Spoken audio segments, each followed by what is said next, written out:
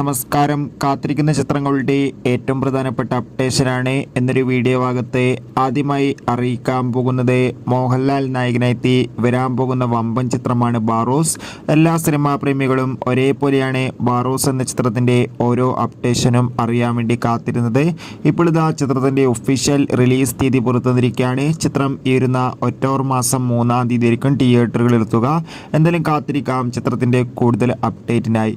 വിശാഖ് നായർ, മഞ്ജു വാര്യർ എന്നൊക്കെ പ്രധാന കഥാപാത്രങ്ങളായെത്തുന്ന ചിത്രമാണ് ഫുട്ടേജ്. എല്ലാ സിനിമാ പ്രേമികളും ഒരേപോലെയാണ് ഫുട്ടേജ് എന്ന ചിത്രത്തിൻ്റെ ഓരോ അപ്ഡേഷനും അറിയാൻ വേണ്ടി കാത്തിരിക്കുന്നത്. ചിത്രം ഓഗസ്റ്റ് 23-ാം തീയതി തിയേറ്ററുകളിൽ എത്തുമെന്ന് കൺഫേം ആക്കിയിട്ടുണ്ട്. എന്തായാലും ചിത്രത്തിൻ്റെ റിലീസിനായി നമുക്ക് കാത്തിരിക്കാം. ടൊവിനോ തോമസ്, ഐശ്വര്യ രാജേഷ് എന്നൊക്കെ പ്രധാന കഥാപാത്രങ്ങളായി എത്താൻ പോകുന്ന ചിത്രമാണ് അജയൻ്റെ രണ്ടാം മോഷണം.